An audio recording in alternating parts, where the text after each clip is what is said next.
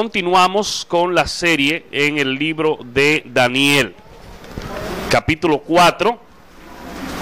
Vamos a estar viendo este capítulo en dos mensajes, en dos entregas. Y queremos hablar con el tema la humillación del rey Nabucodonosor. Y quiero leerles desde el versículo 24 hasta el 27. Dejen sus Biblias abiertas de manera que podamos ver también los demás versículos. Dice así la palabra del Señor: esta es la interpretación, oh rey, y la sentencia del Altísimo que ha venido sobre mi señor el rey. Que te echarán de entre los hombres, y con las bestias del campo será tu morada. Y con hierba del campo te apacentarán como a los bueyes, y con el rocío del cielo serás bañado. Y 7 tiempos pasarán sobre ti hasta que conozca que el Altísimo tiene dominio en el reino de los hombres, y que lo da a quien él quiere. Y en cuanto a la orden de dejar en la tierra la cepa de las raíces del árbol, significa que tu reino te quedará firme luego que reconozcas que el cielo gobierna.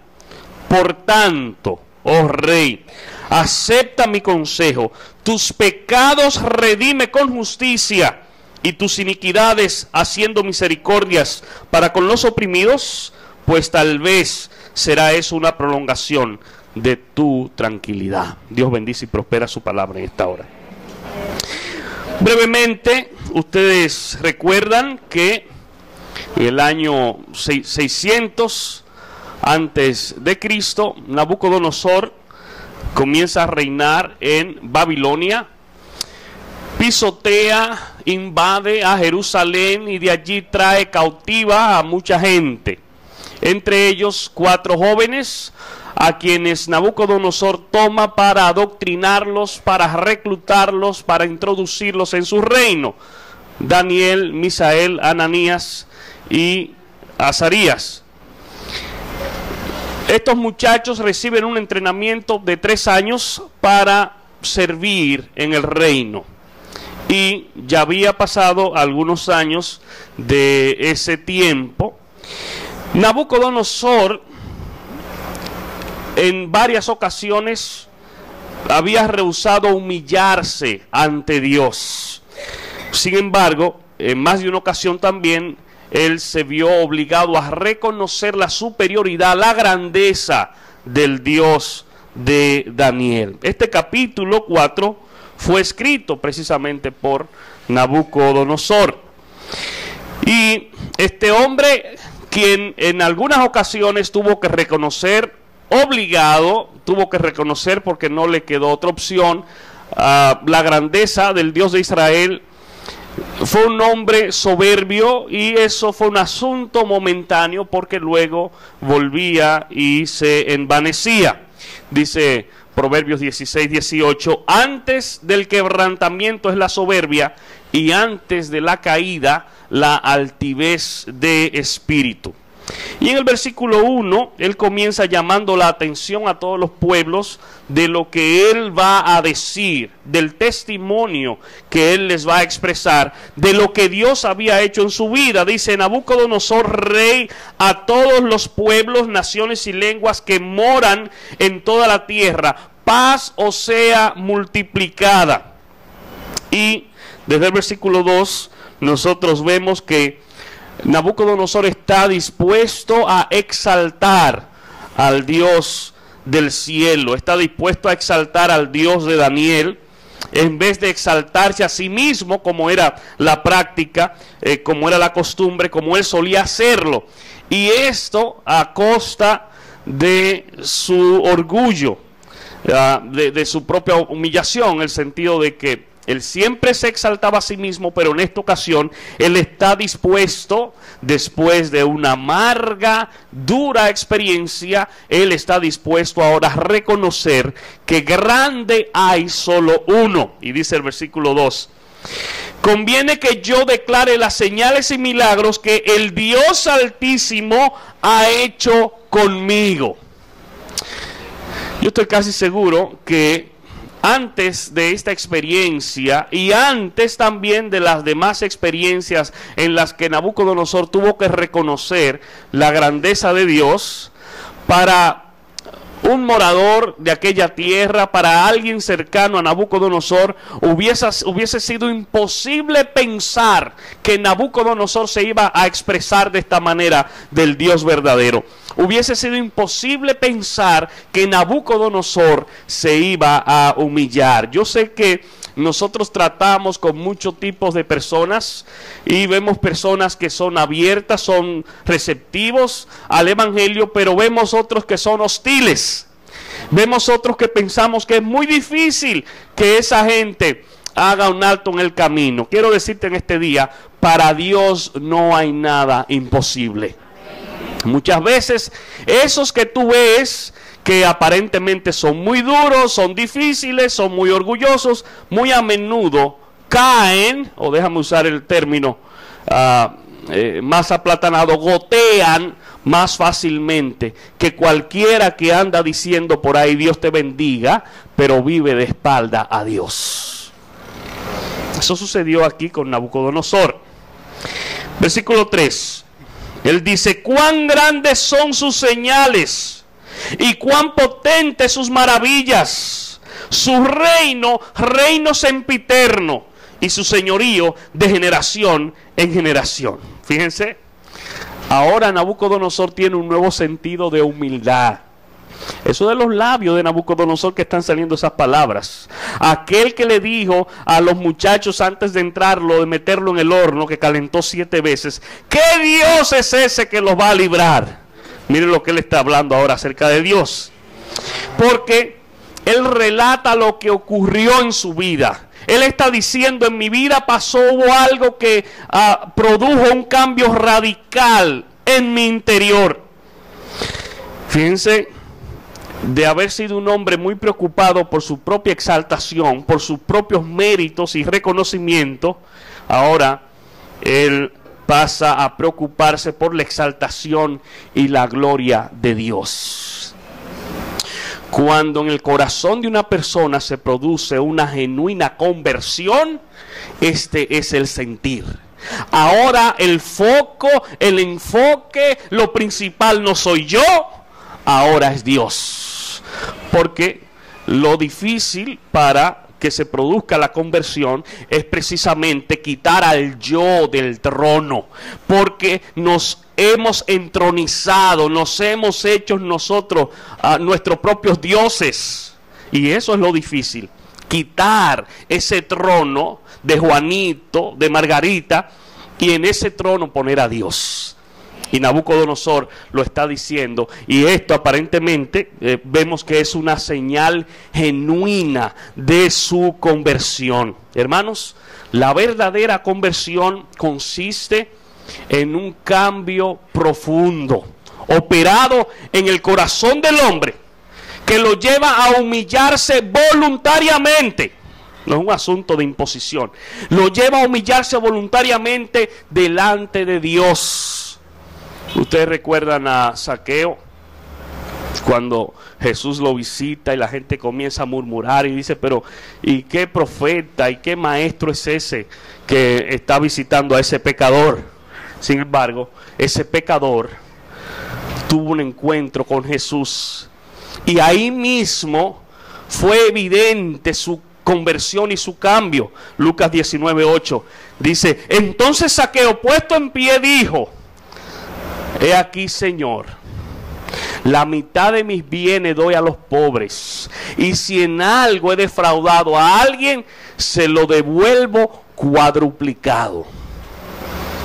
Miren, para alguien que ama el dinero, decir esas cosas era muy difícil. Le doy la mitad de mis bienes y al que engañé se lo voy a devolver 4 veces. Sencillamente, eso era una evidencia de su conversión.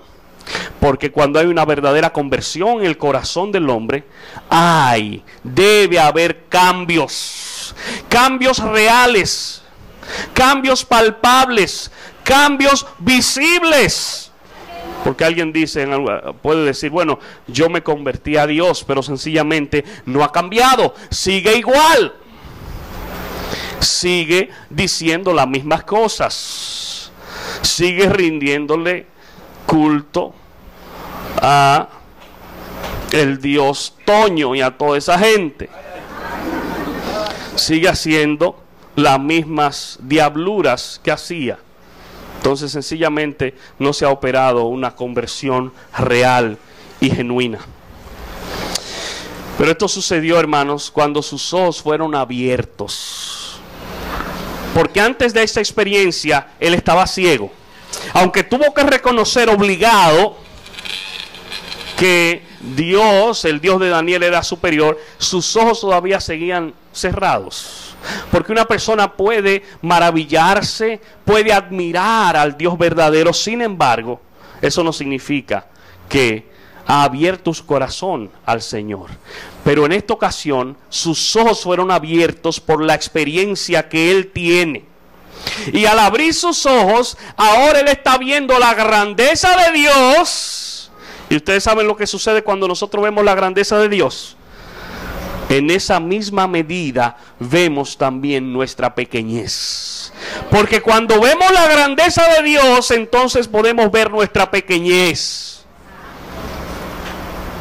Porque como Isaías en el capítulo 6, versículo 5, cuando vemos la santidad de Dios, entonces vemos nuestra iniquidad y nuestra perversidad. Y en ese versículo 5 de Isaías 6, él dijo: ay de mí que soy muerto, porque siendo hombre inmundo de labios y habitando en medio del pueblo que tiene labios inmundos, han visto mis ojos al Rey, Jehová de los ejércitos. Él dijo: ay de mí. Pero si ustedes leen ese mismo pasaje, los versículos anteriores, el capítulo anterior, Isaías está diciendo: ay de todo el mundo, y ay de fulano, y ay de lo que hacen esto. Pero cuando tiene un encuentro con Dios, él dice: ay de mí. Ahora no tengo mis ojos en las faltas de los hermanos. Ahora no tengo mis ojos puestos en lo que el hermano está haciendo mal o está haciendo bien. Ahora tengo los ojos puestos en mí mismo. Bendito sea el nombre del Señor. Y eso es lo que sucede cuando hay una verdadera y genuina conversión. Quito mis ojos de ver la falta de mi hermano y pongo mis ojos en mis propias faltas. Por eso el Señor Jesús en una ocasión, en el Sermón del Monte, capítulo 5 de Mateo, versículo 3, dijo: bienaventurados los pobres en espíritu, porque de ellos es el reino de los cielos. El reino de los cielos le pertenece. Y cuando Jesús dice pobres en espíritu, Jesús no está diciendo que son bienaventurados los que andan con los zapatos rotos o con las camisas rotas, o los que no tienen que ponerse o no tienen que comer. Él está diciendo: son bienaventurados los que reconocen su pequeñez, los que reconocen su incapacidad, los que reconocen su indignidad delante de Dios. Esos son bienaventurados.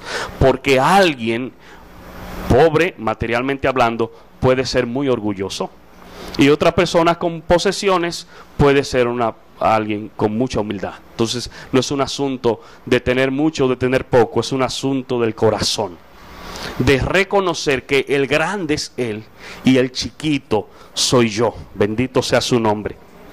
Y a partir de los versículos 4 en adelante, Nabucodonosor pasa a decir el sueño. Dice: yo, Nabucodonosor, estaba tranquilo en mi casa y floreciente en mi palacio. Y fíjense, una vez más, Nabucodonosor es inquietado por el sueño, por un sueño. Recuérdense que en el capítulo 2 también tuvo un sueño que lo inquietó.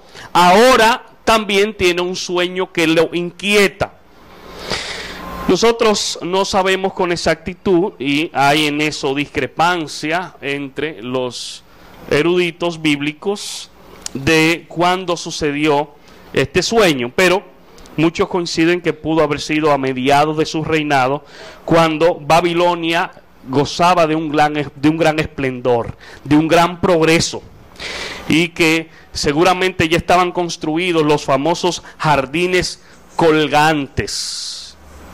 Nabucodonosor se había casado con una mujer de Media, Y esta mujer tenía un gran deseo de ver los montes donde ella se había criado.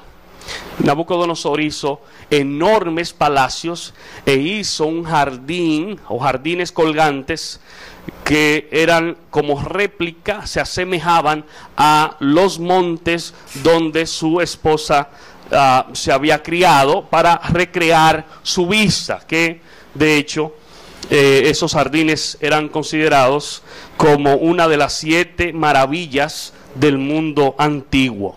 Había un gran esplendor, había un gran progreso en ese entonces en Babilonia, encabezada por Nabucodonosor. Pero en ese versículo 4, Nabucodonosor narra que ese evento ocurrió, ¿verdad?, en medio de prosperidad y de paz. Él dice que estaba tranquilo en su casa, es decir, estaba libre de temor, no había miedo de invasión, nadie se atrevía a levantarse contra Babilonia. Y él dice que estaba floreciente en su palacio, literalmente creciendo en verdor. Era la década, la época dorada de Babilonia. Versículo 5 dice: vi un sueño que me espantó, y tendido en cama, las imaginaciones y visiones de mi cabeza me turbaron. Hermanos, hubo un evento que trastornó a aquel hombre. En medio de aquella abundancia, un sueño que espantó su corazón, y que había espanto y miedo en el interior de Nabucodonosor. Él estaba sintiendo una tormenta por dentro. Y quiero decirte en este día que las cosas no siempre son como parecen ser. Las pesadillas interiores de los hombres no se ven.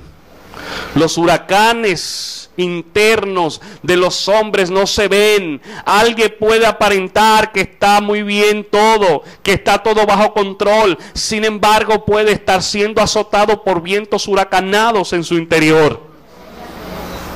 Eso puede estar sucediendo en muchas vidas.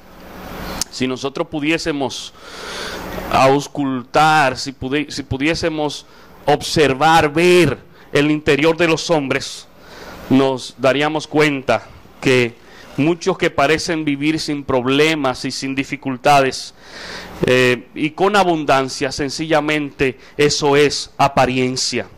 Aquí el hombre más poderoso del mundo, el hombre más rico del mundo, el hombre más famoso del mundo, que si hubiese sido en estos tiempos, las revistas y los periódicos hubiesen estado hablando de él constantemente. El hombre que era un prototipo para la humanidad en aquel entonces está estremeciéndose. Fíjense, hermanos, hay una lección interesante con la vida no solo de Nabucodonosor, sino de Salomón, quien también disfrutó de grandes riquezas, quien también tuvo mucha popularidad y especialmente fue alguien con mucha sabiduría. Dice la palabra del Señor que Salomón tenía nada más y nada menos que 700 doncellas y 300 concubinas. Entiéndase, 1000 parejas, 1000. Yo no sé cómo se hacía, en honor a la verdad, pero lo que su corazón anhelaba, lo tenía. Y ese mismo Salomón, que tenía todas esas mujeres, que tenía todas las riquezas y la sabiduría, en una ocasión, Eclesiastés 1, versículo 2, dice: vanidad de vanidades, dijo el predicador, vanidad de vanidades, todo es vanidad. Y fíjense, para que tengamos solo una idea de la fama, la riqueza de Salomón. En una ocasión hubo una reina, la reina de Sabá, que dijo: no, yo voy a visitarlo para ver si es verdad lo que se dice de él. Primero de Reyes capítulo 10, versículos 4 y 7. Y cuando la reina de Sabá vio toda la sabiduría de Salomón y la casa que había edificado, asimismo la comida de su mesa, las habitaciones de sus oficiales, el estado y los vestidos de los que le servían, sus maestresalas y sus holocaustos que ofrecía en la casa de Jehová, se quedó asombrada y dijo al rey: verdad es lo que oí en mi tierra de tus cosas y de tu sabiduría, pero yo no lo creía hasta que he venido y mis ojos han visto que ni aún se me ha dicho la mitad. Es mayor tu sabiduría y bien que la fama que yo he oído. Fíjense por dónde andaba. Pero sin embargo, Salomón, que por cierto algunos estudiosos piensan que, o tienen dudas si se salvó, porque el hombre se desacató, comenzó a tener mujeres de otras naciones y a adorar a otros dioses. Pero ese hombre que tuvo todas esas experiencias y toda esa fama, dice en el ocaso de su vida, Eclesiastés 12:13, el fin de todo el discurso oído es este: teme a Dios y guarda sus mandamientos, porque esto es el todo del hombre. Hermanos, yo no tengo que vivir la misma experiencia de Salomón para concluir en eso. No tenemos que pasar por todas esas cosas. Él que lo experimentó y lo dice, es para que nosotros lo aprendamos y acatemos esto con responsabilidad, con seriedad, con gozo y con alegría. Él dice: el fin de todo lo que se ve, es teme a Dios y guarda sus mandamientos. Amados, en un abrir y cerrar de ojos, la salud, todo se puede evaporar. La salud se convierte en enfermedad. La riqueza se puede convertir en escasez. La popularidad se puede convertir en desprecio. No sabemos la noticia que vamos a recibir mañana. Un poquito de grasa transitando por las arterias y que llega a tu cerebro puede determinar tu futuro. Algo tan sencillo como eso. Algo invisible a veces a los ojos del hombre. Eso puede determinar tu futuro. No sabemos lo que será el mañana. Eso pasó con Nabucodonosor. Él estaba tranquilo, todo bajo control. La gente, me parece, visitando la nación para ver los jardines, para hablar de él. Y en un momento tiene un sueño que está perturbado, que está espantado. Y en una ocasión el Señor Jesús dijo una parábola hablando acerca de alguien que aparentemente lo tenía todo bajo control. Alguien que era aplaudido por la muchedumbre, por las multitudes. Alguien que humanamente hablando había tenido mucho éxito. Alguien que pensaba que el control y el destino de su vida estaba en sus manos. Lucas 12, 16 en adelante. También les refirió una parábola diciendo: la heredad de un hombre rico había producido mucho.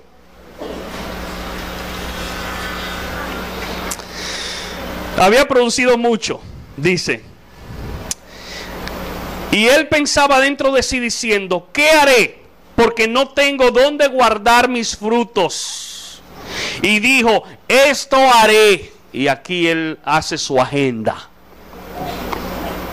Esto haré: derribaré mis graneros y los edificaré mayores, y allí guardaré todos mis frutos. Voy a ampliar mis almacenes y voy a guardar allí mis frutos y mis bienes. Y diré a mi alma, oigan, como está ese hombre, como que él es que tiene el control de su futuro. Y diré a mi alma, alma, muchos bienes tienes guardados para muchos años. Repósate, come, bebe, regocíjate. Oye, ¿cómo está ese hombre? Pero Dios le dijo, necio, necio, esta noche vienen a pedirte tu alma. Y lo que has provisto, ¿de quién será? Y dice, así es el que hace para sí tesoro y no es rico para con Dios. Ese hombre tenía sus propios planes y proyectos, su propia agenda, había prosperado. Sin embargo, perdió de vista lo más importante. No introdujo en la ecuación a Dios. Y todo sin Dios es nada. Pero cero o poco que tú tengas con Dios es todo, es mucho. Fíjense, ese mismo día le dijeron, hoy, no es el otro año, no. Tu agenda está de esta manera, pero hoy vienen por ti. Hermanos, hoy estamos aquí, no sabemos del día de mañana. Por eso nuestras vidas deben estar depositadas, nuestros planes, nuestros proyectos, nuestra familia, en las manos de nuestro Creador, de nuestro Hacedor, de nuestro Diseñador. En Él, en sus manos debemos estar. Y versículos 6 y 7, cuando tiene ese sueño, él manda a buscar gente para que le ayuden a interpretarlo. Versículos 6 y 7 dice, por esto mandé que vinieran delante de mí todos los sabios de Babilonia, para que me mostrasen la interpretación del sueño. Y vinieron magos, astrólogos, caldeos y adivinos. Y les dije el sueño, pero no me pudieron mostrar su interpretación. Fíjense, él, al igual que en el capítulo 2, manda a buscar toda esa gente, astrólogos, magos, adivinos. Sin embargo, esa gente nada le puede decir al rey, nada pueden hacer por él. ¿Y sabes qué? Nada pueden hacer por nosotros hoy. No creas ni confíes en todas esas cosas que la televisión nos está bombardeando, en los horóscopos, en las lecturas, que por cierto tenemos una invasión en la televisión. Usted prende la televisión y generalmente incluso es una persona amanerada que está ahí diciéndole muchísimas cosas. Nada pueden hacer por ti, nada pueden decirte. Nabucodonosor en 2 ocasiones los llamó y no pudieron decir nada, porque no le podían inventar tampoco. Ellos a cualquier otra persona hubiesen inventado y hubiesen hablado mentira, pero saben que se inventan con Nabucodonosor y se ponen a hablar disparate como están hablando. Entonces su vida no iba a durar mucho. Pero nada pueden hacer por ti esa gente. Por eso él manda a buscar a Daniel, versículo 8, hasta que entró delante de mí Daniel, cuyo nombre es Belsasar, como el nombre de mi Dios, y en quien mora el espíritu de los dioses santos. Conté delante de él el sueño, diciendo, y aquí está, a Daniel, que tiene que venir a solucionar el problema. Hermanos, la respuesta del hombre, la respuesta de la humanidad está en Cristo Jesús. Es la iglesia la encargada, la comisionada de hacer ver al hombre su realidad, su miseria, apartado y separado de Dios. Somos tú y yo. No debemos dejárselo a aquellos que están hablando e inventando en la televisión y en tantos lugares. Tienen que mandar a buscar a Daniel. Y cuando se refiere a dioses santos, aquí hay una interpretación en el original que tiene que ver también con el singular, que podría traducirse en plural y singular. Entiéndase también Dios santo, el único Dios verdadero. Se puede traducir de esa manera. Versículo 9 dice, Belsasar, jefe de los magos, ya que he entendido que hay en ti espíritu de los dioses santos y que ningún misterio se te esconde. Declárame las visiones de mi sueño que he visto y la interpretación. Cuando dice jefe de los magos, entiéndase que era perteneciente a una casta de... Era exaltar a Dios. Vemos también la manera en que él exalta a Dios. Así que este hombre que tenía un gran poderío, que gozaba de fama y reconocimiento, ahora mediante un sueño es revelado lo que va a suceder con él, pero especialmente él reconoce luego la grandeza de Dios, reconoce que solo Dios es grande y que él es pequeño. Dice Proverbios 16, 18, antes del quebrantamiento es la soberbia, y antes de la caída la altivez de espíritu. En el versículo 1, Nabucodonosor comienza haciendo un llamado a todos los pueblos, a todas las naciones. Él dice: Nabucodonosor, rey a todos los pueblos, naciones y lenguas que moran en toda la tierra, paz os sea multiplicada. Y de inmediato en el capítulo 2, él está decidido a exaltar la grandeza de Dios. Esto era algo difícil para él, porque tenía a la vez que reconocer su pequeñez. Dice: conviene que yo declare las señales y milagros que el Dios Altísimo ha hecho conmigo. Ahí él solía generalmente a ensalzarse, a vanagloriarse, pero él ahora está reconociendo que solo hay un Dios grande y que en contraposición con eso, él es pequeño.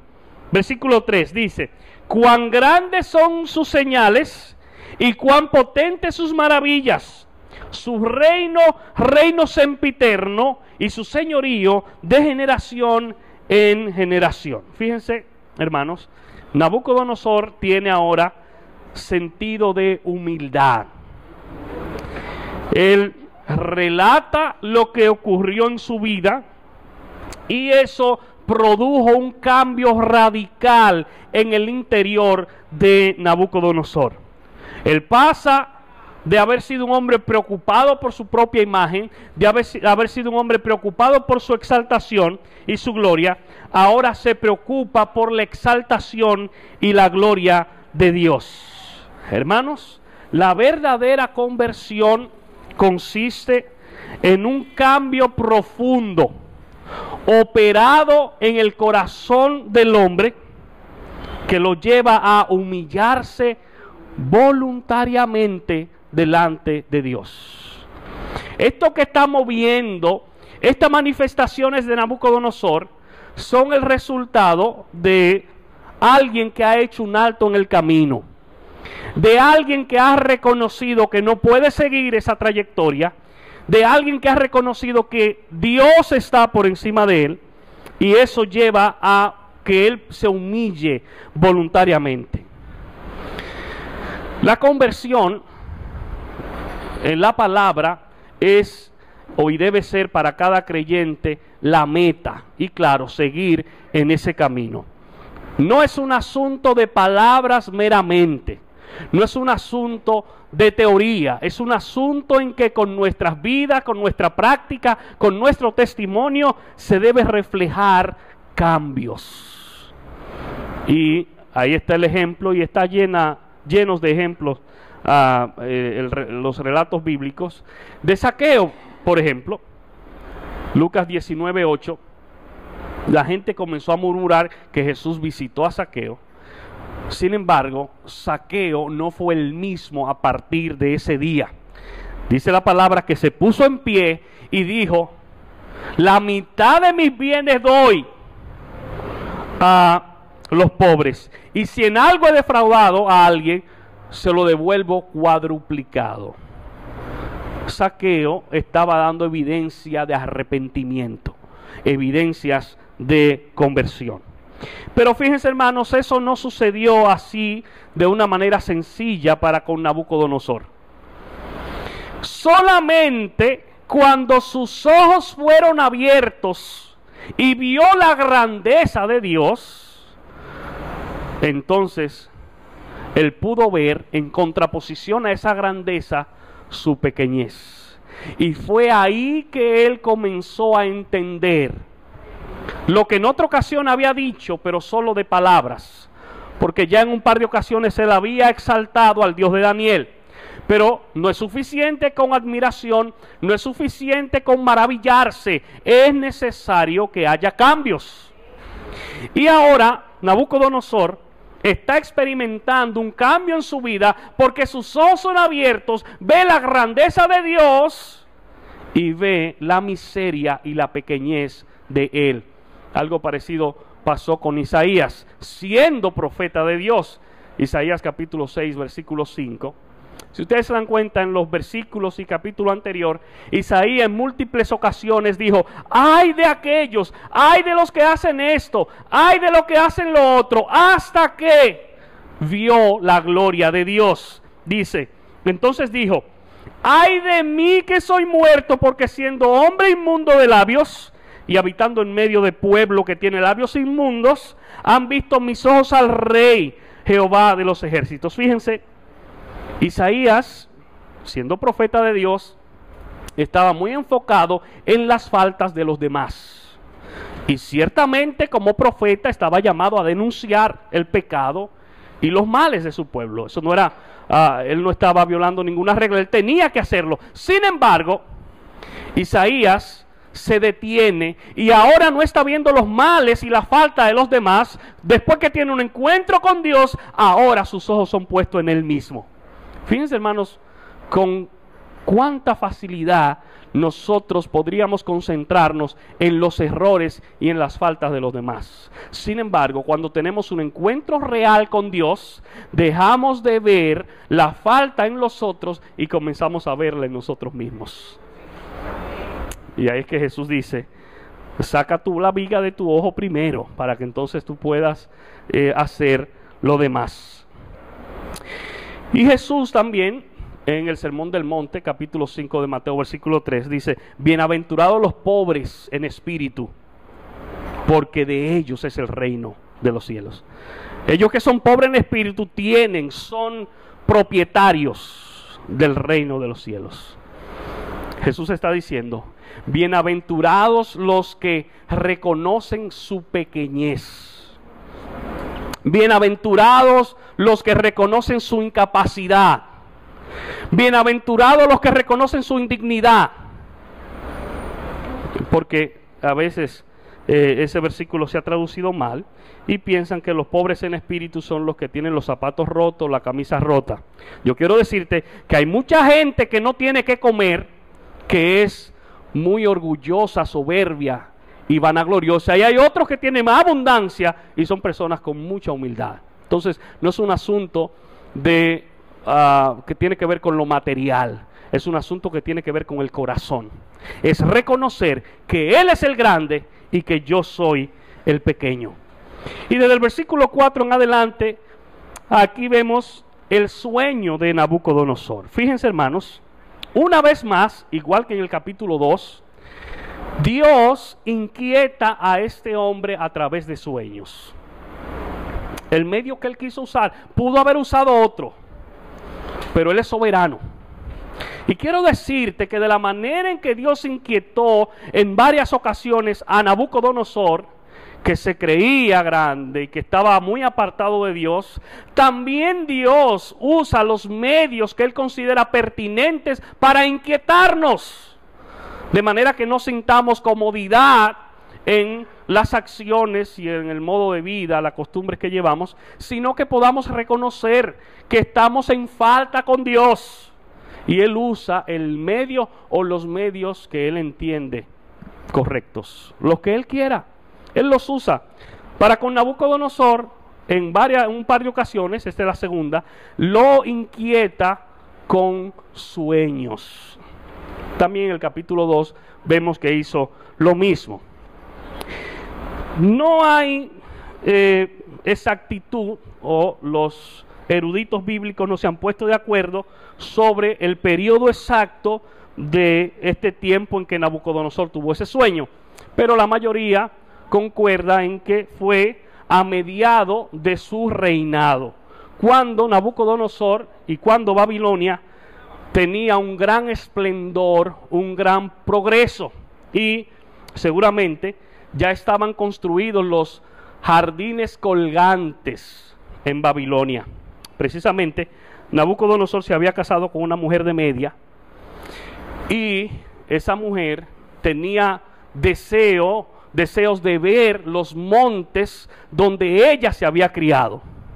Nabucodonosor hizo enormes palacios e hizo los jardines colgantes que se asemejaban un poco a los montes donde esa mujer se había criado, de manera que ella pudiera recrearse la vista viendo estos jardines colgantes, que precisamente esos jardines fueron considerados como una de las 7 maravillas del mundo antiguo. Pero era un tiempo en el que Babilonia tenía gran desarrollo, gran esplendor. En el versículo 4 dice: yo, Nabucodonosor, estaba tranquilo en mi casa y floreciente en mi palacio. Fíjense, Nabucodonosor narra lo que en las condiciones que él estaba cuando sucedió ese evento. Dice que estaba tranquilo, libre de temor, ningún miedo de invasión, nadie se atrevía a levantarse contra Babilonia, pero también estaba floreciente. La economía era muy buena, literalmente creciendo en verdor.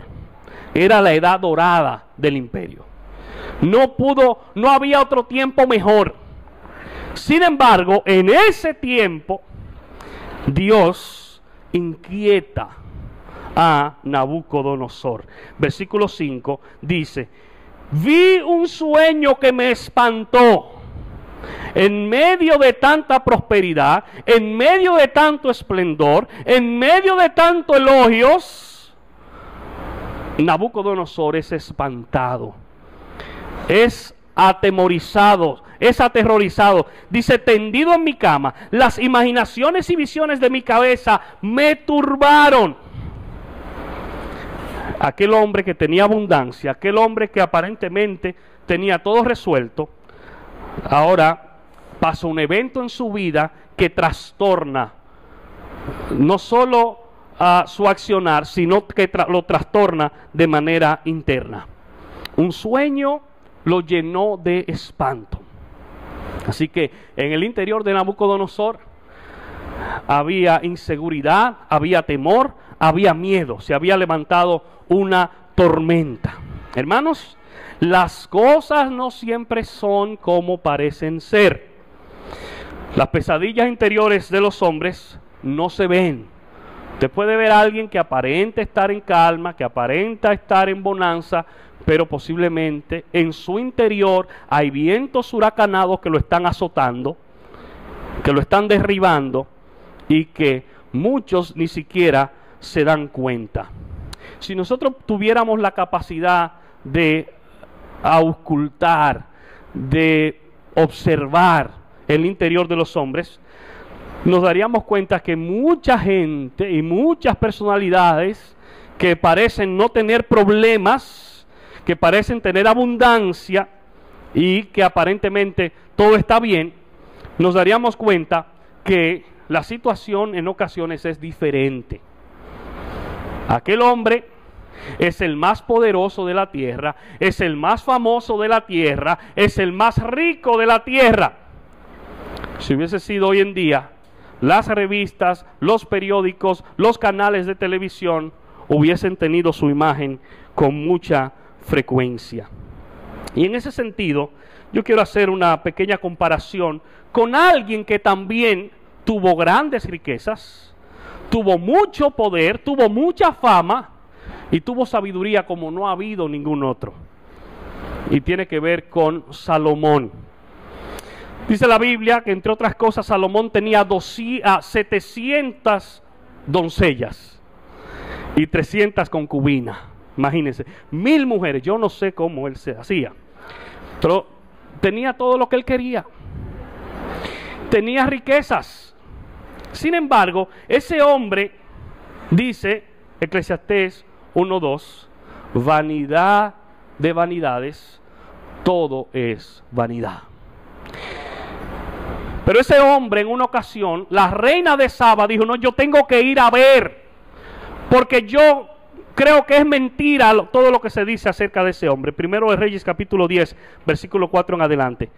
Y fíjense, dice: cuando la reina de Saba vio toda la sabiduría de Salomón y la casa que había edificado, asimismo la comida de su mesa, las habitaciones de sus oficiales, el estado y los vestidos de los que servían, sus maestresalas y sus holocaustos que ofrecían a la casa de Jehová, se quedó asombrada y dijo al rey: verdad es lo que oí en mi tierra de tus cosas y de tu sabiduría, pero yo no lo creía.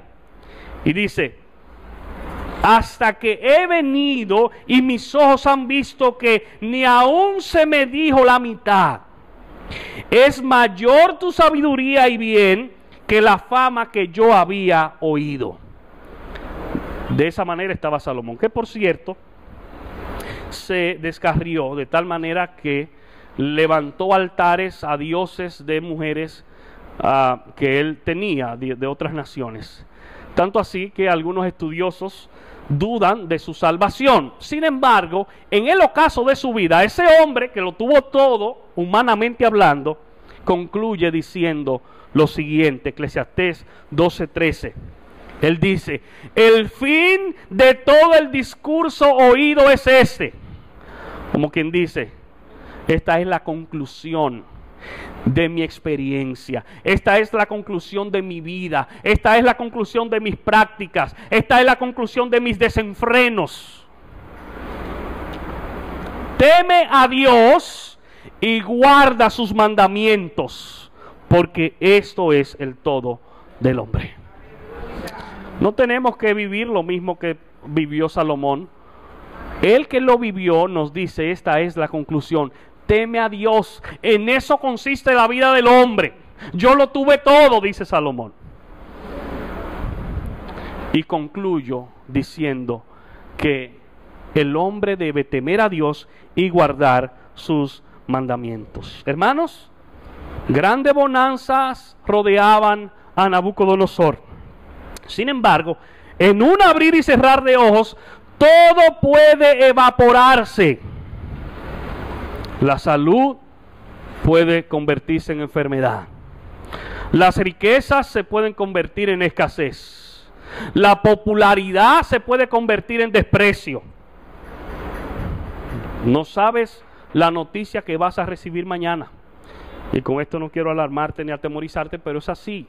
Nosotros no tenemos el control. Todo puede estar muy bien hoy y mañana recibir una noticia que cambie por siempre tu vida. Algo tan sencillo como un poquito de grasa en tus arterias, como una bolita de grasa que pasa por tus arterias y tu cerebro, puede cambiar tu vida. Fíjense, algo tan aparentemente minúsculo como eso puede cambiar tu vida para siempre. Para siempre. Y en ese sentido Jesús dijo una parábola acerca de un hombre que, conforme a los parámetros humanos, había tenido mucho éxito. Era un empresario de renombre. Era alguien a quien muchos posiblemente lo admiraban. Sin embargo, perdió de vista lo más importante. Mire lo que Jesús dice, Lucas capítulo 12, versículos 16 en adelante. Dijo: también les refirió una parábola diciendo: la heredad de un hombre rico había producido mucho, y él pensaba dentro de sí diciendo: ¿qué haré? Porque no tengo dónde guardar mis frutos. Y dijo: esto haré. Y ahí él comienza a hacer su agenda sin darle participación a Dios en su vida. Derribaré mis graneros y los edificaré mayores, y allí guardaré todos mis frutos y mis bienes. Y diré a mi alma: alma, muchos bienes tienes guardado para muchos días, para muchos años. Repósate, come, bebe, regocíjate. Fíjense, esa persona había tenido éxito humanamente hablando. Y él está haciendo su agenda. Dijo, en los almacenes que tengo me ha quedado pequeño. Ya los bancos nacionales, locales, no pueden aguantar la suma que yo deposito. Un hombre que tenía grandes riquezas, pero que había hecho su agenda y había hecho sus planes sin tomar en consideración a Dios. Pero Dios le dijo, necio. ¿Cómo? A un empresario exitoso, a un estratega, a alguien a quien todo el mundo admira. ¿Cómo es que Dios le está diciendo necio? Sí, necio. Esta noche vienen a pedirte tu alma. Y lo que has provisto, ¿de quién será? Y dice Jesús, así el que hace para sí tesoro y no es rico para con Dios. Así él es el que hace sus planes y hace todas sus cosas de espalda a Dios hasta un día. Fíjense que él está pensando que va a vivir mucho tiempo y muy bien. Y le dijeron hasta hoy. En tu agenda tú tienes cosas para muchos años, pero Dios le dijo a ese hombre, necio, hoy, hasta hoy has llegado. Y en ese sentido, Jesús dijo en una ocasión, ¿de qué le vale al hombre granjear todo el oro del mundo si al final pierde su alma? Por lo que entendemos que lo más importante del peregrinaje, del transitar del hombre en este mundo, en esta tierra, es prepararse para el encuentro con Dios. Y dicen los versículos 6 y 7, después que él tiene el sueño, él manda a buscar su gente, astrólogos, adivinos. Dice, por esto mandé que vinieran delante de mí todos los sabios de Babilonia, para que me mostrasen la interpretación del sueño. Y vinieron magos, astrólogos, caldeos y adivinos, y les dije el sueño, pero no me pudieron mostrar su interpretación. ¿Escucharon eso? Él manda a buscar gente que no puede ayudarlo, porque no pueden inventar delante de Nabucodonosor. A cualquier otro ellos le hubieran arreglado el sueño, le hubiesen dicho cualquier cosa y se lo creen, pero a Nabucodonosor ellos no le pueden salir con disparate, porque lo menos que iba a hacer era desmembrarlo. Por eso no le dicen la interpretación. Hermanos, y esa gente no tiene solución para tus problemas. Nada te pueden decir. Qué lástima, qué pena que nuestros canales de televisión están llenos, están cundidos de esta gente. Pero ¿sabes qué? Así como no pudieron ayudar a Nabucodonosor, tampoco te pueden ayudar a ti. Es mentira, tu vida no depende de un horóscopo, ni de una carta, ni de que alguien afeminado te diga qué es lo que va a suceder o qué no va a suceder. A Nabucodonosor no pudieron decirle nada, porque no lo podían engañar. Pero hoy en día dicen muchísimas cosas y engañan a la gente. Nabucodonosor tiene que mandar a buscar al siervo de Dios, porque la respuesta para la humanidad, la respuesta para este mundo no la tienen esos astrólogos ni adivinos, la tiene Cristo Jesús, la tiene su iglesia que tiene su palabra, la tenemos nosotros, hermanos. Y ellos nada pueden decirle. Por eso dice el versículo 8, hasta que entró delante de mí Daniel, el nombre que le habían dado en Babilonia es Belsasar, como el nombre de mi Dios, y en quien mora el espíritu de los dioses santos. Conté delante de él el sueño. Fíjense, Daniel tuvo que venir para solucionar la situación. Y cuando dice que moran los dioses santos, en el original esto se puede traducir también, porque se traduce tanto en plural como en singular. Dios santo, el Dios santo, es una situación, un problema de traducción. Belsasar, dice versículo 9, jefe de los magos, ya que he entendido que hay en ti espíritu de los dioses santos, declárame las visiones de mi sueño que he visto y su interpretación. También, cuando aquí habla de los magos, no tiene la connotación de los magos que nosotros conocemos hoy, de alguien que saca un gorro y sale un conejo. No es eso. era perteneciente a una casta de hombres sabios. Y si ustedes quieren ver, en el versículo 48 del capítulo 2, nos lo aclara muy bien, cuando Nabucodonosor lo pone por jefe de esta gente. Dice: entonces el rey engrandeció a Daniel y le dio muchos honores y grandes dones, y le hizo gobernador de la provincia de Babilonia y jefe supremo de todos los sabios. Eso era él, el jefe de todos los sabios. Versículos 10 al 18, él relata el contenido del sueño. Y dice, desde el versículo 10 en adelante, dice así: estas fueron las visiones de mi cabeza mientras estaba en mi cama. Me parecía ver en medio de la tierra un árbol cuya altura era grande. Crecía este árbol y se hacía fuerte, y su copa llegaba hasta el cielo, y se le alcanzaba a ver desde todos los confines de la tierra. Su follaje era hermoso y su fruto abundante, y había en él alimento para todos. Debajo de él se ponían a la sombra las bestias del campo, y en sus ramas hacían morada las aves del cielo, y se mantenía de él toda carne. Vi en las visiones de mi cabeza, mientras estaba en mi cama, que he aquí un vigilante y santo, entiéndase un ángel, descendía del cielo, y clamaba fuertemente y decía así: derribad el árbol y cortad sus ramas, quitadle el follaje y dispersad su fruto. Váyanse las bestias que están debajo de él y las aves de sus ramas, mas la cepa de sus raíces dejaréis en la tierra, con atadura de hierro y de bronce entre la hierba del campo. Sea mojado con el rocío del cielo, y con las bestias sea su parte entre la hierba de la tierra. Su corazón de hombre sea cambiado, y le sea dado corazón de bestia, y pasen sobre él 7 tiempos. Fíjense, un sueño que no entendía él la interpretación, pero lo atemorizó. Se sintió atemorizado, se sintió con miedo. Y en ese sueño él vio un árbol inmensamente grande, cuyo follaje era abundante, que tenía muchos frutos, y que debajo de sus ramas habitaban las aves del cielo, y las bestias del campo encontraban su alimento. Pero repentinamente ese sueño deja de ser placentero para convertirse en una amarga pesadilla.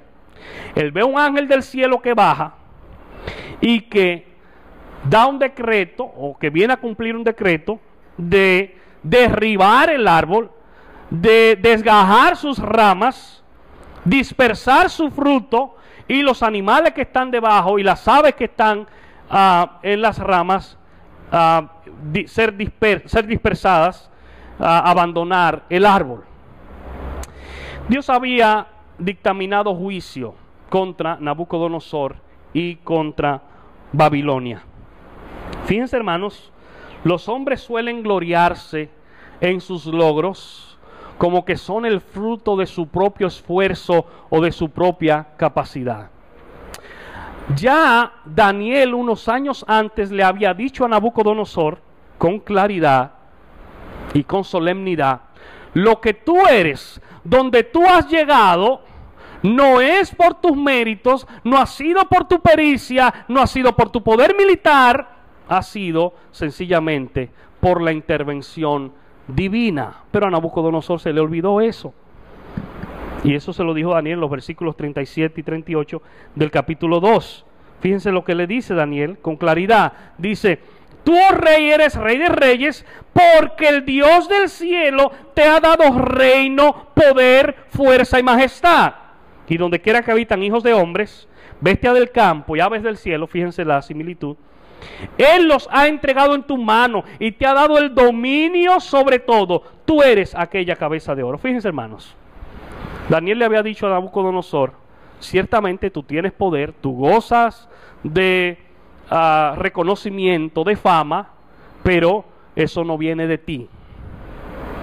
Y es importante que nosotros incluso hagamos ejercicio de esa verdad y de esa realidad, y con frecuencia hagamos un alto en el camino y sepamos que lo que somos, que lo que tenemos, que lo que hacemos no es por nuestra fuerza, No es por nuestra capacidad, no es por nuestros méritos que no los tenemos, ni por nuestra sabiduría que no la tenemos fuera de Dios.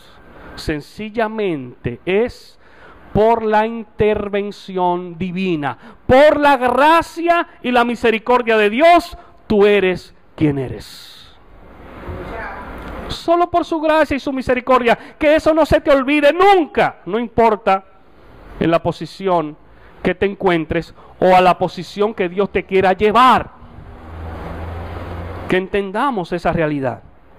Pero fíjense, la destrucción no iba a ser una destrucción total.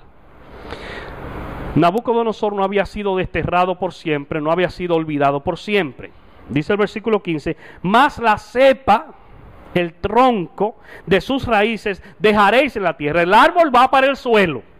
No habrá sombra, no habrá animales ni aves que aniden.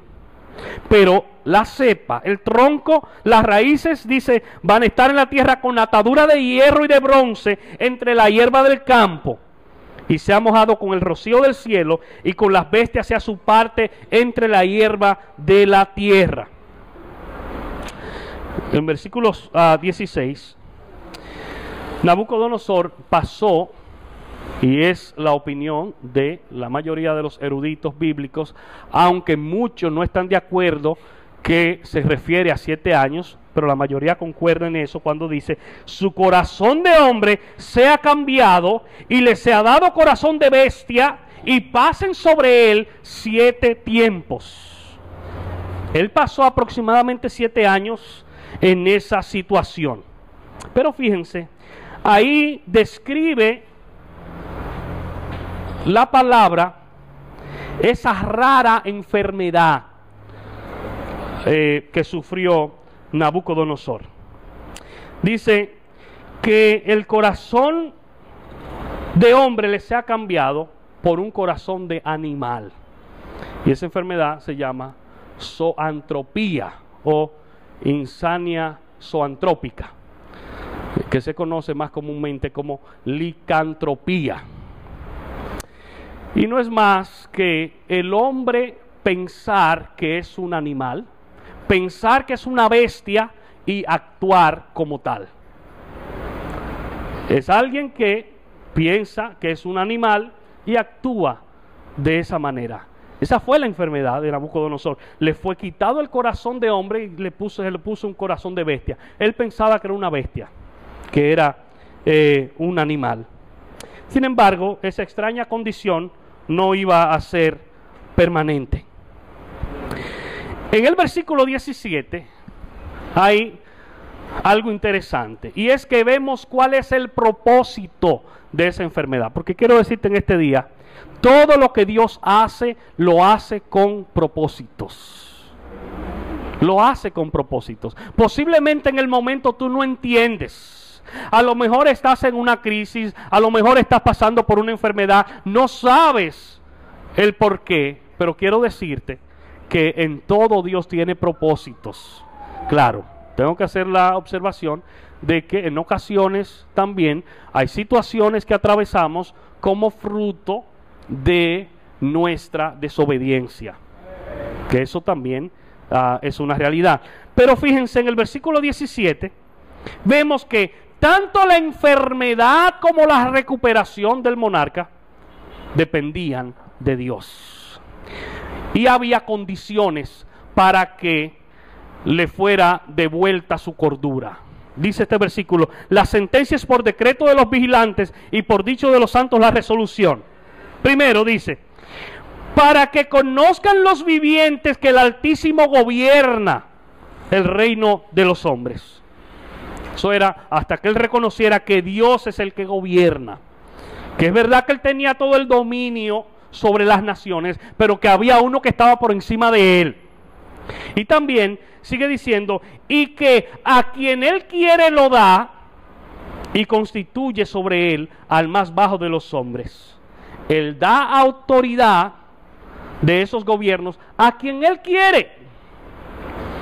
Y lo tercero, que constituye sobre esos gobiernos al más bajo de los hombres. Precisamente Nabucodonosor era un ejemplo de eso, porque originalmente Nabucodonosor era un plebeyo que llegó donde estaba por su padre Nabopolázar, que fue quien primero estaba gobernando, y a través de su padre él vino. Pero salieron del anonimato. No era un asunto de dinastía ni de sangre azul. Él era un ejemplo de que Dios ponía a gobernar a alguien que sacaba del anonimato. Y Dios le dijo esa realidad. Pero fíjense, hermanos, es bueno también que sepamos que no todos los que endurecen su corazón contra Dios es porque sufren de licantropía. No todos los que endurecen su corazón contra Dios es porque se piensan que son animales. Sin embargo, el pecado hace que nos comportemos como bestias. En estos días leía la triste y horrenda noticia del papá que mató a sus 2 hijitos, que los ahorcó. Hermanos, un animal no hace eso. Y eso es yéndonos a un extremo y a una noticia esta semana. Pero son más las cosas, peores incluso, que suceden, que ni siquiera nos enteramos. Pero no hay que irse tampoco a los extremos, porque posiblemente eso te conforta y te dice, yo nunca haría eso. Pero quiero decir que el corazón del hombre es engañoso. Aunque tú nunca lo has hecho ni lo vas a hacer, eso no te exonera de maldad. Dice la Biblia que tu corazón es malo, que en nuestro corazón hay iniquidad. Y actuamos precisamente cuando estamos siendo gobernados por el pecado como bestias.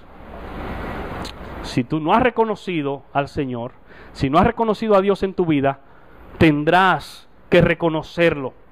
Tendrás que reconocer que Él es el Altísimo. Y versículo 19 en adelante vemos la reacción de Daniel cuando el rey le dice este sueño, y cuando él le habla, dice: entonces Daniel, cuyo nombre era Belsasar, fíjense, quedó atónito casi 1 hora, y sus pensamientos lo turbaban. El rey habló y dijo: Belsasar, no te turbe ni el sueño ni su interpretación. Belsasar respondió y dijo: Señor mío, el sueño sea para tus enemigos y su interpretación para los que mal te quieren. Fíjense, hermanos, qué interesante es la reacción de Daniel. Nabucodonosor había sido el rey que invadió, que saqueó, que pisoteó a Jerusalén, a la familia, al pueblo de Daniel.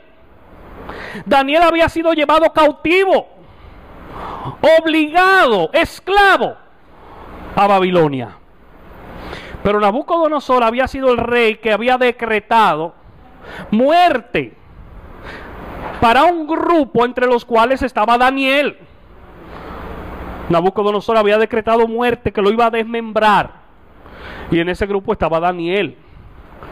Y aunque Daniel actuó con serenidad, con paciencia y con fe, humanamente hablando sabemos que eso lo perturbaba.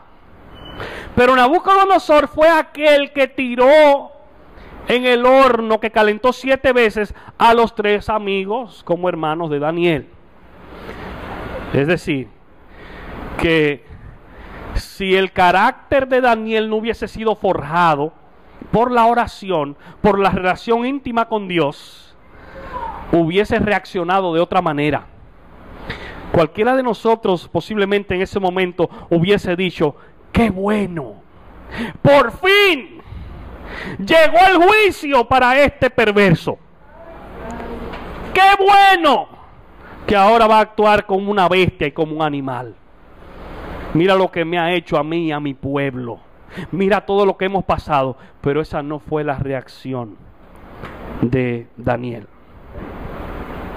Hermanos, tenemos que elogiar ese sentimiento de compasión y de misericordia. Y tenemos que practicarlo aún hacia aquellos que nos han hecho daño. Yo no estoy diciendo que es fácil. Lo que yo estoy diciendo es que la palabra dice que el creyente verdadero, eso es lo que hace. Y si quieres, mira lo que dice Jesús en el Sermón del Monte, capítulo 5 de Mateo. En ese sentido, versículos 43 en adelante. Oísteis que fue dicho. Él está diciendo, mira, el estándar de antes era este. El estándar que yo estoy poniendo es por encima. La exigencia, la demanda es mayor. Amarás a tu prójimo y aborrecerás a tu enemigo. Pero yo os digo, amad a vuestros enemigos, bendecid a los que os maldicen, haced bien a los que os aborrecen y orad por los que os ultrajan y os persiguen, para que seáis hijos de vuestro Padre que está en los cielos, que hace salir su sol sobre malos y buenos, y que hace llover sobre justos e injustos, porque así, si amáis a los que os aman, ¿qué recompensa tendréis? Eso es agradable, eso es bueno, eso es fácil. ¿No hacen también lo mismo los publicanos? Y dice Lucas en un pasaje paralelo, ¿no hacen también lo mismo los pecadores? Y si saludáis a vuestros hermanos solamente, ¿qué hacéis de más? ¿Qué haces de más si solo saluda a tus hermanos, si solo saluda a aquellos con los que te llevas bien? ¿Qué haces de más? ¿No hacen también así los gentiles? Hermanos, el creyente verdadero es llamado a deponer su actitud de ofensa o de defensa hacia aquel incluso que le ha hecho mal o que lo ha herido. Reitero, yo no estoy diciendo que esto es sencillo. Lo que estoy diciendo es que la expectativa de Dios es que tú y yo lo hagamos así, porque hacer lo contrario pondría en duda nuestra fe, pondría en duda nuestra creencia. Claro está, Daniel hace esto, que vemos que Daniel era un hombre de oración y su carácter había sido forjado. Lejos de alegrarse de la desgracia de Nabucodonosor, que había sido un verdugo para él y para su pueblo, aunque luego en esa relación Nabucodonosor tuvo que reconocer que Daniel era diferente, pero lejos de alegrarse, él duró una hora turbado. Y esto no era, hermanos, hipocresía. Eso no lo hizo Daniel para ganarse el favor. Él lo sentía, era de corazón lo que estaba haciendo. Hermano, hermana, no te ama más el que más te divierte, te ama más el que de corazón procura tu bienestar eterno, aunque eso sea desagradable para ti.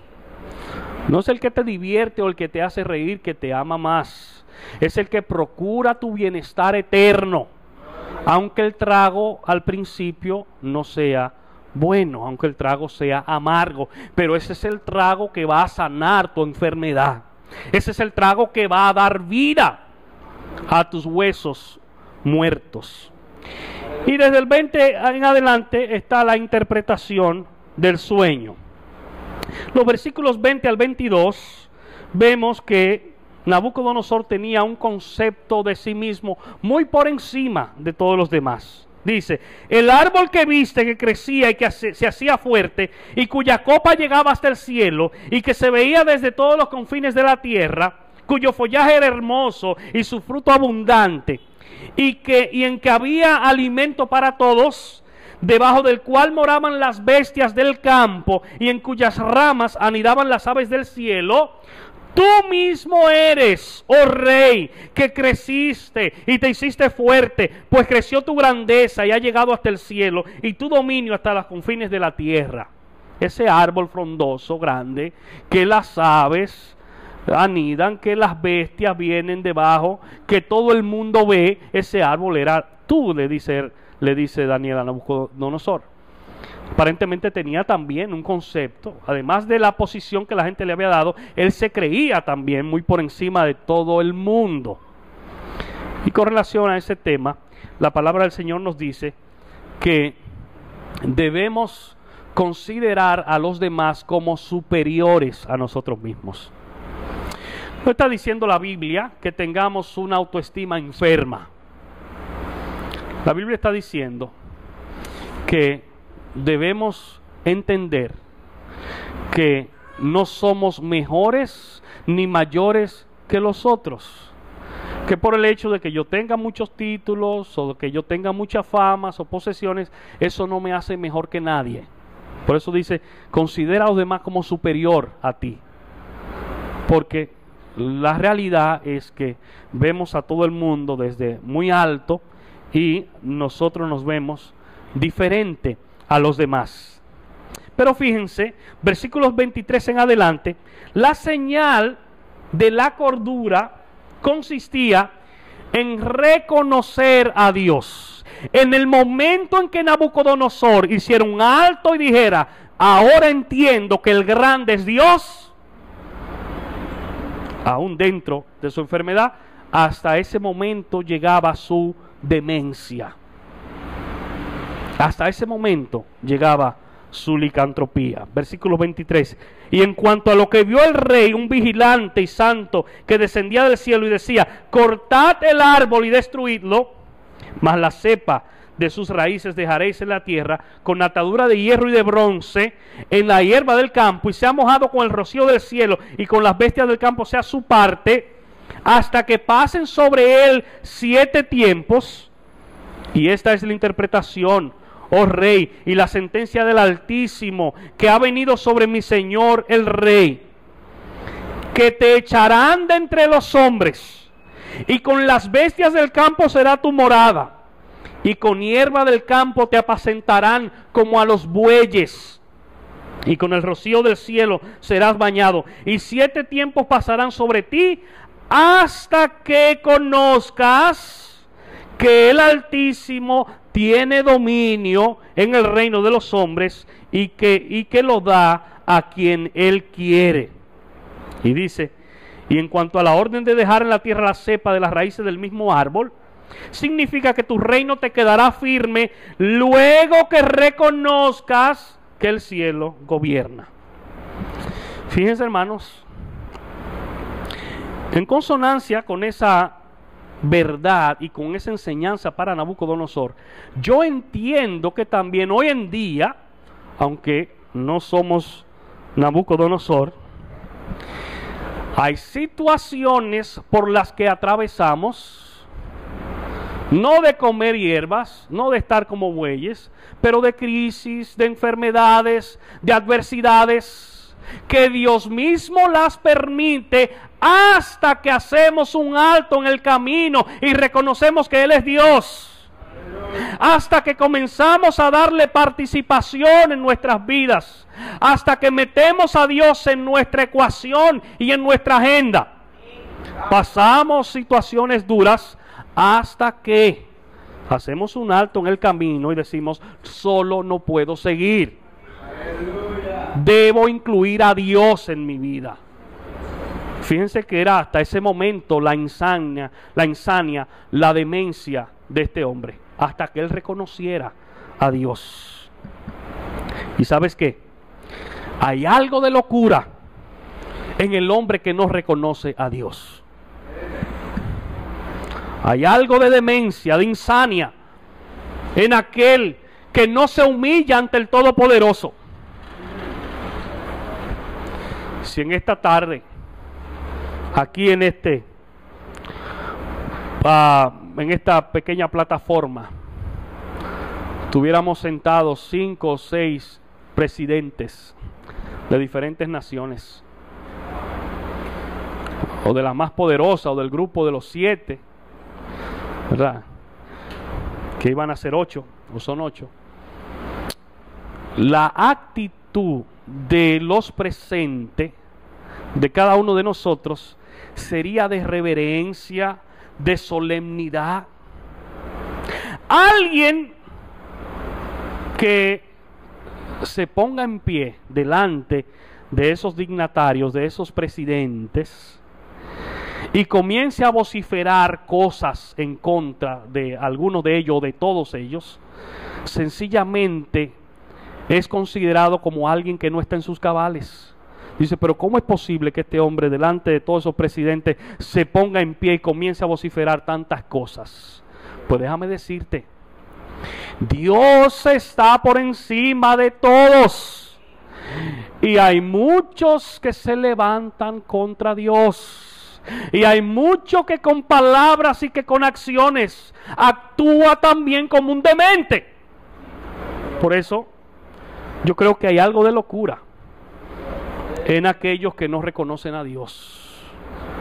Hay algo de demencia en aquellos que no son capaces de reconocer que Él es el grande.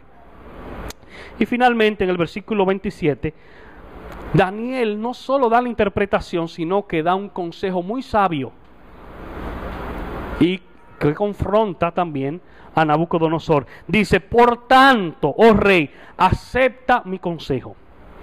Tus pecados redime con justicia, y tus iniquidades haciendo misericordias para con los oprimidos. Pues tal vez será eso una prolongación de tu tranquilidad. Aparentemente, Nabucodonosor no solo había pisoteado muchos países y naciones extranjeras a quienes había cautivado o puesto cautivos, sino que a su propio pueblo también. Y nosotros sabemos que muchas naciones y que muchos imperios suben a costa, como consecuencia del sudor y de la sangre de su propia gente. Daniel está diciendo que haya una conversión, un arrepentimiento real, no un asunto de teoría. Él dice, tus pecados redime con justicia, una fe práctica, ejecuta justicia, y le dice también, haciendo misericordias para con los oprimidos.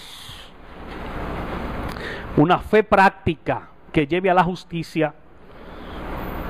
Él está diciendo, arrepiéntete de corazón y que los frutos sean visibles y que los frutos sean vistos. De esa manera, si él lo hacía de esa manera, se iba a revelar que su arrepentimiento, su conversión era real, era genuina. Porque no es un asunto, amados hermanos, de palabras. Es un asunto también de acciones y de testimonio. Por eso, en una ocasión Jesús dice, Mateo 7:21, no todo el que me dice, porque déjame comunicarte que es muy fácil decir. Es muy fácil decir muchas cosas. No solo el que me dice Señor, Señor, entrará en el reino de los cielos, sino el que hace. No es un asunto de palabras, es un asunto de acciones. Sino el que hace la voluntad de mi Padre que está en los cielos. Quiero concluir en esta tarde, hermano, hermana, diciéndote que el amor de Dios se manifestó en Nabucodonosor. Aún tuvo que pasar un proceso difícil y duro. El propósito de Dios era que él pudiese reconocerlo. De igual manera, el amor de Dios también se manifiesta o se manifestará en nuestras vidas. Usará Dios en su soberanía el vehículo, el medio, el canal que Él entienda. Pero sepamos que al final, ojalá sea al principio, tendremos que darle a Él la gloria y la honra. Dios inquietó a Nabucodonosor a través de sueños. Yo no sé cuál es el medio que Él está usando o cuál es el medio que Él va a usar contigo. Yo sí sé que tiene propósitos, así como los tuvo con Nabucodonosor, tiene propósitos Dios con cada uno de nosotros. Permite el Señor que podamos nosotros hacer un alto en el camino, revisar nuestra trayectoria y, si tenemos que retroceder, comenzar a hacerlo ya. Porque el futuro, el presente, el mañana están en sus manos. Nosotros podríamos planificar muchas cosas, tener una agenda personal, sin embargo, Dios tiene la última palabra. Vamos a estar puestos en pies.